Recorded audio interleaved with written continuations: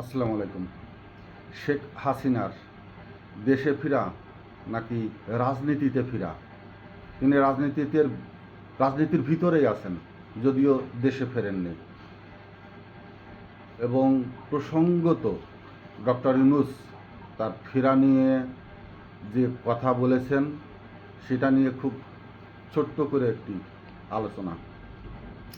অন্তত যারা অনুসন্ধিৎসু, যারা বাক্য রচনা, কথার মারপ্যাঁচ, ছলচাতুরি দিয়ে কথার কৌশলিক যে ব্যবহার, ভাষা, বাক্য সব দিক দিয়ে যারা খুব কৌশলীভাবে বাক্য গঠন করে কথা বলেন, পৃথিবীর খুব কয়েকজনের ভিতরেই ডক্টর মোহাম্মদ ইউনূস একজন। যারা এর বিষয়ের ভিতরে থাকেন, কিছুটা খোঁজখবর নেন বা জানেন বা বোঝার চেষ্টা করেন, তারা অত্যন্ত দৃঢ়ভাবেই অবলোকন করেছেন যে অত্যন্ত কৌশলিক বাক্য গঠনে এই উনি রাষ্ট্র পরিচালনার দায়িত্ব থাকলেও রাজনৈতিক নেতা নন, কিন্তু শান্তিতে নোবেল প্রাপ্ত, সারা বিশ্বের পরিচিত একটি ফেজ, একটি মানুষ, সম্মানিত মানুষ হিসাবেই যাকে ধরা হয়। সম্মানিত এই অর্থে যে তিনি প্রফেসর, শিক্ষক হিসাবে সম্মানিত। নোবেলটা তাকে আরেকটু মহিমান্বিত করেছে এই ক্ষেত্রে। তো যাক, উনি যেটা বলেছেন আমি সেটা নিয়ে কথা বলবো। আগামী ফেব্রুয়ারিতে নির্বাচন।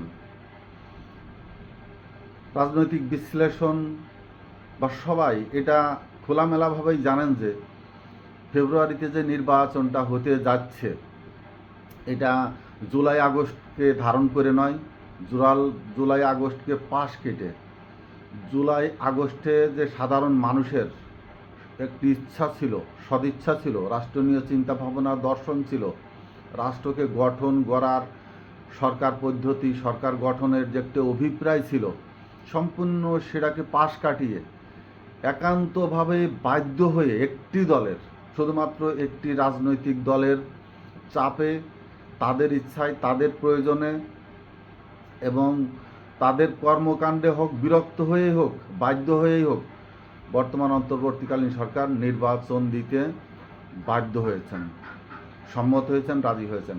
তো এইখানে কিছু কথা মেমোরিতে রাখতে হবে।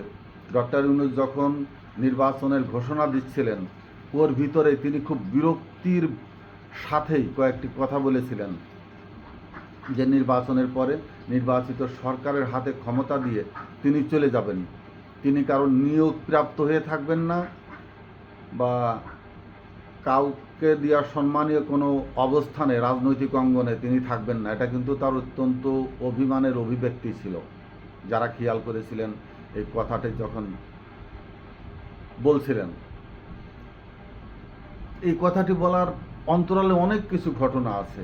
জুলাই আগস্ট যে আন্দোলন, স্বৈরা শাসককে বিতাড়িত করতে যে আন্দোলন, যে জন আকাঙ্ক্ষা ছিল, এবং অন্তর্বর্তীকালীন সরকার সেই আকাঙ্ক্ষাকে নিয়ে যেভাবে কাজ করছিল, একেবারে সংবিধান থেকে শুরু করে রাষ্ট্রীয় সরকার গঠনের পদ্ধতি, রাজনৈতিক দলগুলোর কালচারাল অর্থাৎ চারিত্রিক গুণাগুণ, বৈশিষ্ট্য, রাজনৈতিক সংগঠন যখন একটি সংগঠন হয় তখন সেটি একটি বডিতে রূপান্তরিত হয়ে যায়, একটি দল, একটি বডি।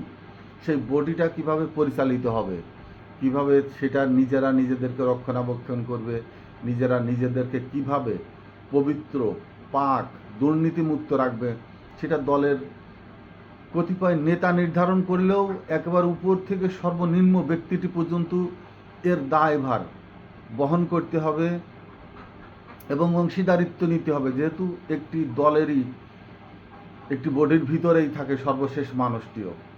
এই যখন নিয়ে কাজ করছিল তখন একমাত্র দল এই সবের বিরোধী অন্তরায় হয়ে দাঁড়ায়, সেটা ছিল বিএনপি। তারা কোনো কিছুকে তোয়াক্কা না করে বারবার নির্বাচনমুখী হওয়ার জন্য সরকারকে যেভাবে বিব্রতকর অবস্থার ভিতরে ফেলে দিচ্ছিল, রাষ্ট্রকে অকার্যকর দেখানোর জন্য তারা যেভাবে মারামারি, হানাহানি, নিজেদের ভিতরে অভ্যন্তরীণ কোন্দলকে আরও ব্যাপ্তি ছড়িয়ে সরকারকে অকার্যকর করার যত পদ্ধতিগত কৌশল অবলম্বন করা যায় রাজনৈতিকভাবে, সেটা তারা করে আসছিল।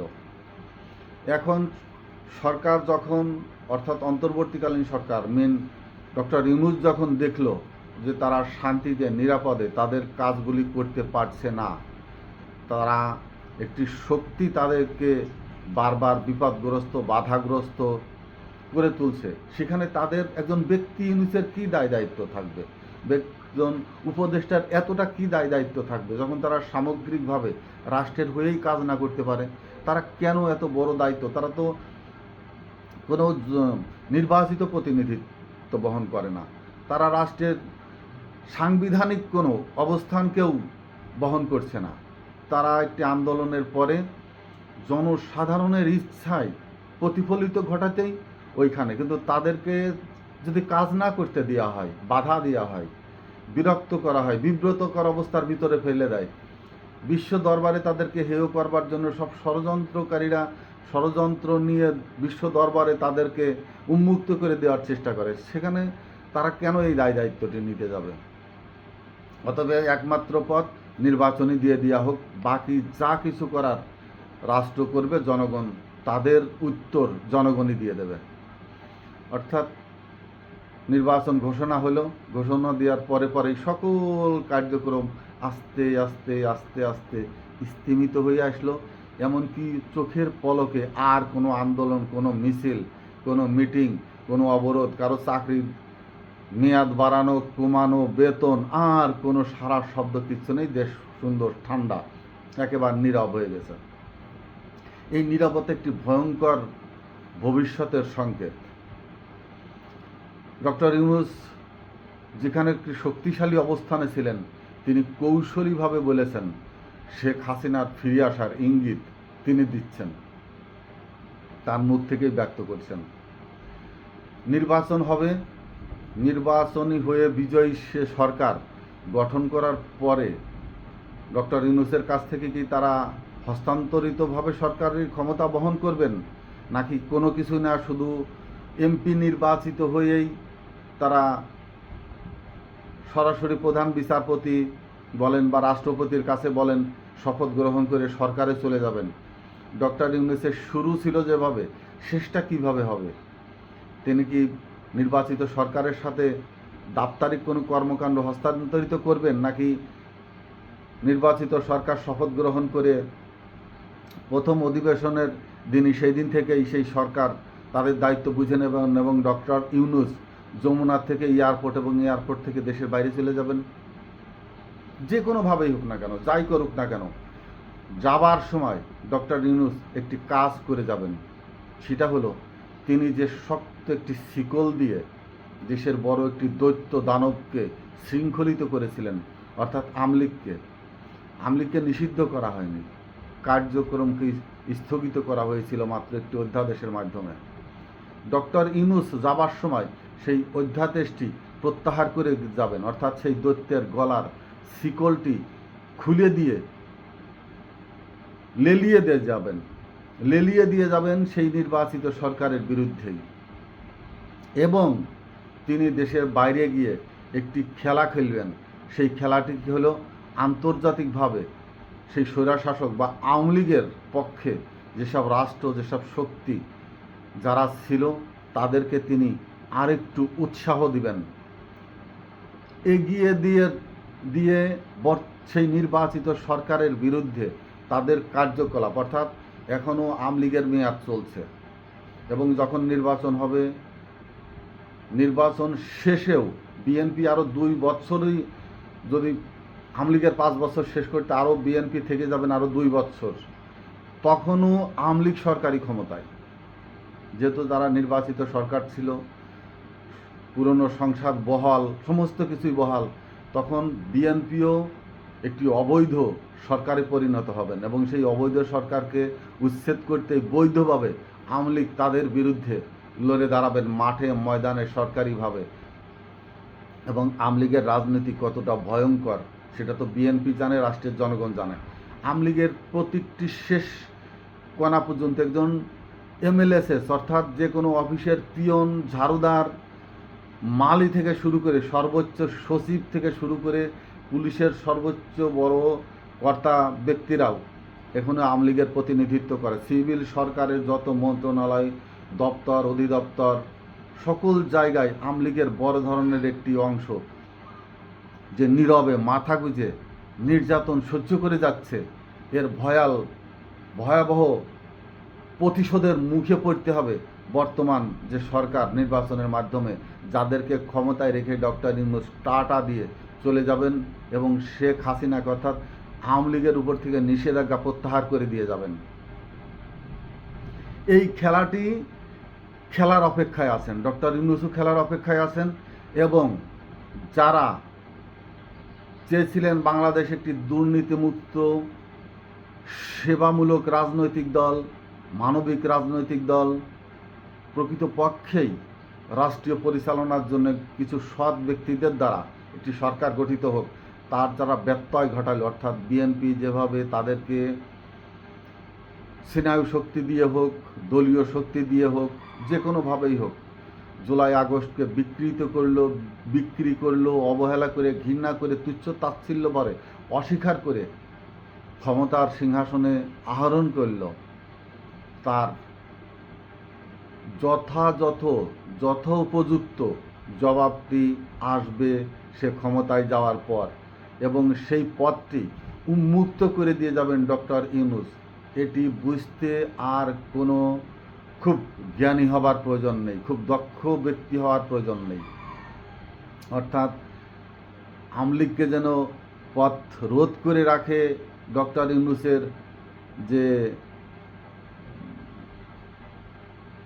একটি, এটা কি বলবো, তিনি যেভাবে আওয়ামী লীগকে নিষিদ্ধ করেনি, তার কার্যক্রমকে স্থগিত করে রেখেছেন যে পদ্ধতিতে, সেটা যেন তুলে না নেয়। এই জন্য হয়তো বিএনপি তাকে রাষ্ট্রপতি করার প্রস্তাব দিয়েছিলেন, তাকে হয়তো প্রধান উপদেষ্টার, প্রধানমন্ত্রীর বা ম্যাডাম খালেদা জিয়ার উপদেষ্টা হিসাবে সম্মানিত একটি জায়গায় রাখতে চেয়েছিলেন। এই ধরনের প্রস্তাব তো হয়েছেই।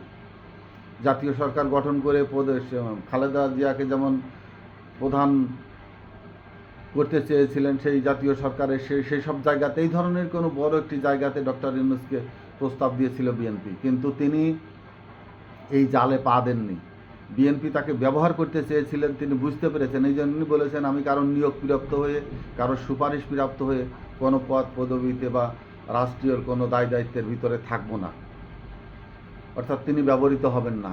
তার মানে হলো এটাই যে নির্বাচিত সরকারের কাছে, বিএনপির কাছে ক্ষমতা দিয়ে ডক্টর মোহাম্মদ ইউনূস নিজেকে খোলস মুক্ত করে, দায় মুক্ত হয়ে একেবারে যেমনটি ছিলেন তেমনটি অবস্থানেই ফিরে যাবেন। কিন্তু যাবার আগে বড় ধরনের একটি ঘূর্ণিঝড়ের বাতাসকে তিনি যেভাবে আটকে রেখেছিলেন, সেই বাতাসের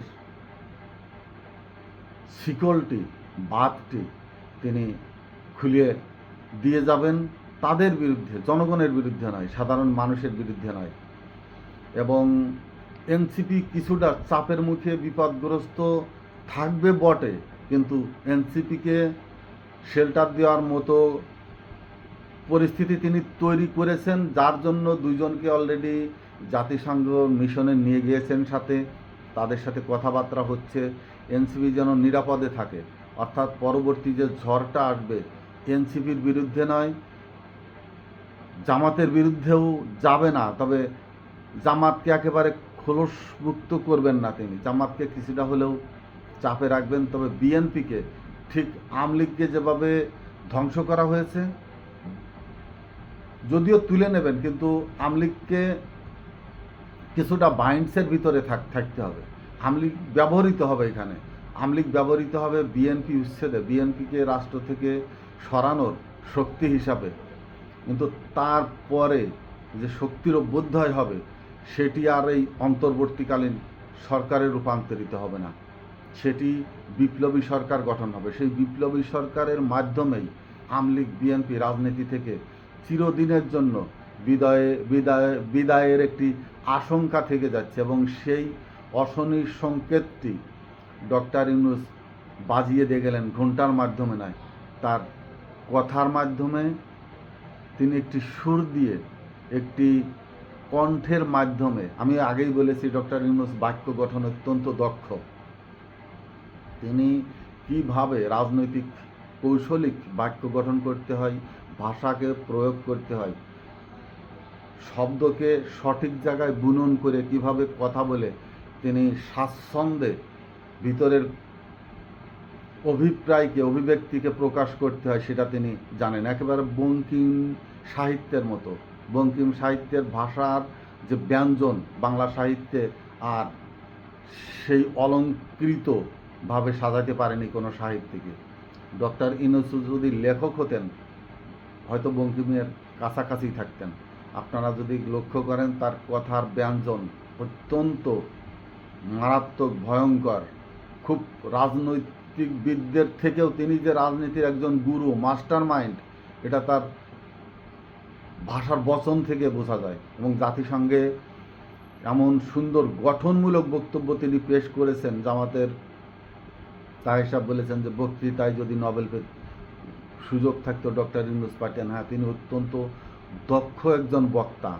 এটা প্রমাণ করে তিনি একজন দক্ষ প্রফেসর, কীভাবে লেকচার দিতে হয়, গঠন করতে হয়, এবং পেপারস না দেখে কিভাবে কথা তার ভিতর থেকে বের হয় এই বয়সে গিয়েও। অতএব তার কার্যক্রম, তাকে তুচ্ছ তাচ্ছিল্য করা ঠিক হবে না। ভবিষ্যৎ কি হবে তার বয়ান তিনি দিয়ে গেছেন। যার বোঝার সে বুঝবে, যে এখনো বুঝছে না সে আগামীতে বুঝবে। আসসালামু আলাইকুম।